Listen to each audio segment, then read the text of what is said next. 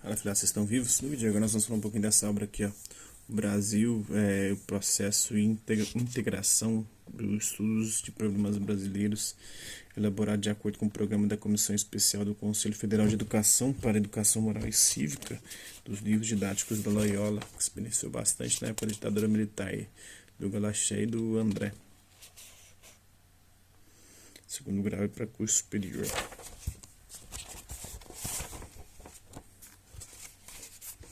Um pouquinho da eminente dignidade da pessoa humana, do compromisso com o próprio crescimento. Bora lá? O compromisso também com os outros e com a história. Criado por Deus, cada um tem um valor absoluto e transcendente. Possui um corpo perfeitíssimo que sintetiza em si os elementos do mundo material.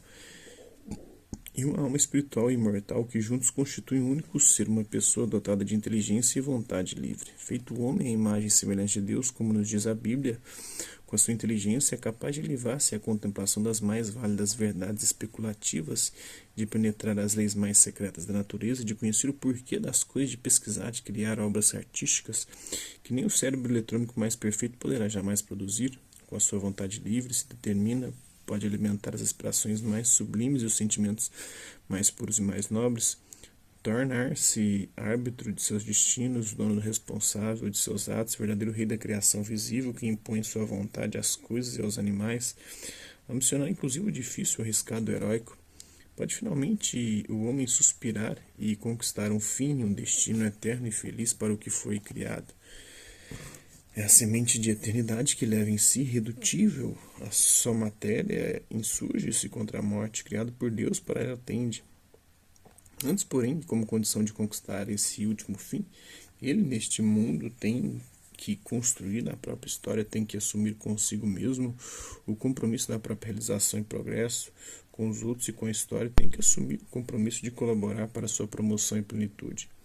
Compromisso com o próprio crescimento, a imagem de Deus que o homem não é perfeita, mas perfectível, algo a conquistar.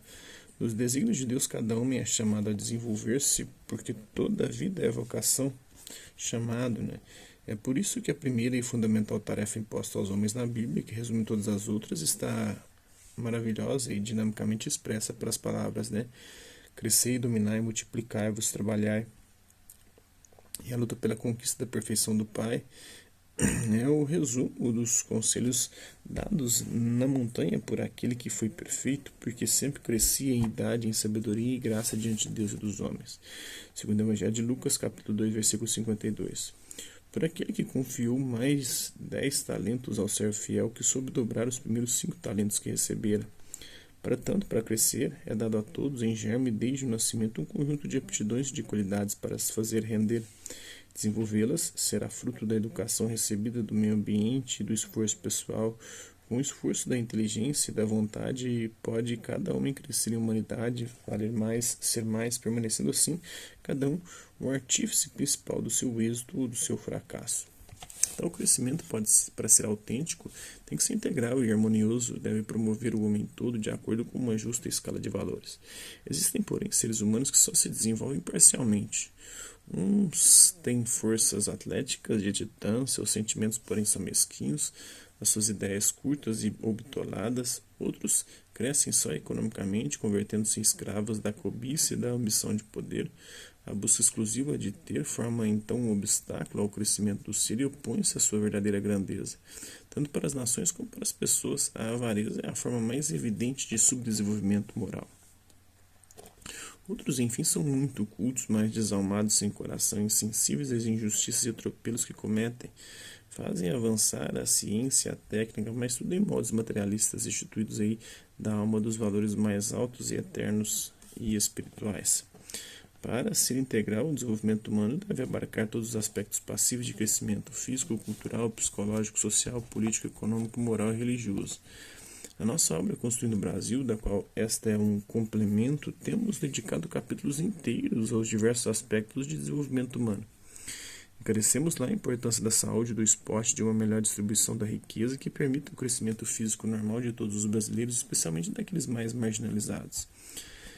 Analisamos também a importância do estudo para todos, constatando que é uma verdadeira praga social o analfabetismo e uma grave falta de justiça daqueles que, tendo as condições de estudar que outros não possuem, não fazem, prejudicando-se a si próprios e a nação, que precisa de homens bem preparados e competentes em todos os ramos do saber, de homens desenvolvidos culturalmente. Fazemos questão de repetir em relação ao desenvolvimento psicológico e já falamos naquela ocasião. A formação de uma personalidade forte e equilibrada, a formação do caráter é algo que depende de nós mesmos e tarefa de toda a vida. Ninguém nasce condenado a ser ruim, agressivo, criminoso, antissocial. Os sentimentos e comportamentos de timidez, egoísmo, inveja, avareza, luxúria, preguiça não são forças deterministas que não possam dominar ou canalizar para o bem. A nossa reflexão, unida ao exercício da virtude, favorecida pela educação moral e religiosa recebida na família, escola, comunidade religiosa, ambiente, podem nos ajudar a enriquecer notavelmente a nossa personalidade, nosso caráter. 3 conselhos que julgamos importantes foram desenvolvidos no livro anteriormente citado para a formação do caráter. Conhecer-se, vencer-se e exercitar-se.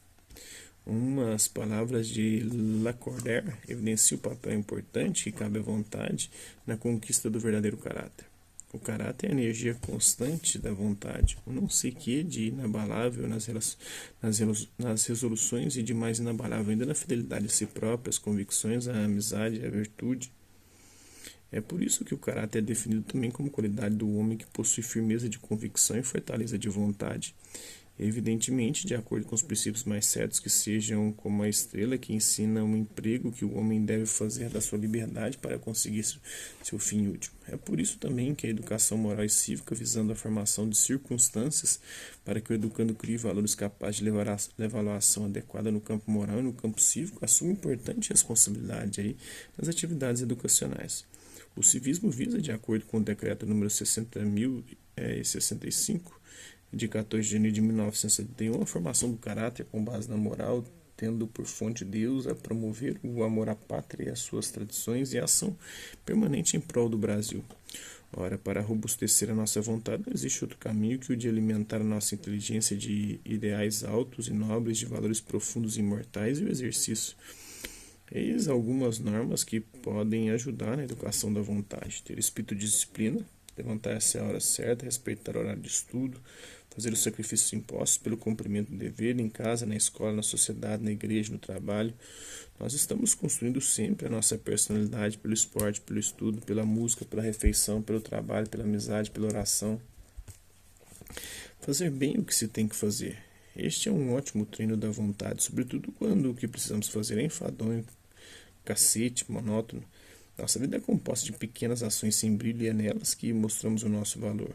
Paiô diz, O homem corajoso não é o que pratica qualquer feito de bravura, mas aquele que executa com perfeição todos os atos da vida.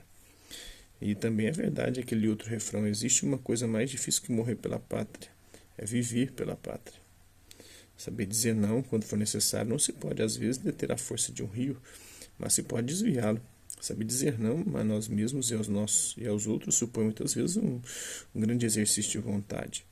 Alimentar sempre um grande ideal. Alguém disse que uma grande vida é um pensamento da mocidade realizado na idade madura. Todas as grandes vidas foram iluminadas e aquecidas por nobres ideais. Pelo que o aspecto religioso se refere, poderia aparentemente triunfar um humanismo limitado, fechado aos valores do espírito e a Deus, fonte do verdadeiro humanismo. O homem pode organizar a terra sem Deus, mas sem Deus só pode organizar contra o homem. O humanismo exclusivo é um humanismo desumano. Não há, portanto, verdadeiro humanismo, senão um aberto ao absoluto, reconhecendo uma vocação que exprime a ideia exata do que é a vida humana. O homem, longe de ser a norma última dos valores, só se pode realizar a si mesmo ultrapassando-se, segundo a frase tão exata de Pascal, O homem ultrapassa infinitamente o homem. É preciso valorizar a riqueza, o progresso técnico, a cultura, o trabalho, o esporte, mas temos também que dar uma resposta responsável ao apelo que nos vem da consciência e que nos vem de Deus. A formação e a vivência religiosa deverão estar de acordo com o nosso tempo, dar respostas adequadas aos nossos problemas, inspirar-se, se é cristão, nos ensinamentos mais puros do Evangelho, cujos eixos principais são a justiça e o amor. Acabar de uma vez por todas com a imagem pobre e mesquinha do Beato e do Carola, que parece estar desprovido de virilidade, de paixões, de vontade de viver. acabar de uma vez por todas com uma religião alienada que, pensando unicamente na outra vida, se esquece de construir a presente. Outros aspectos do crescimento humano, cultural, social, político e econômico são objeto especial e explícito dos capítulos deste livro.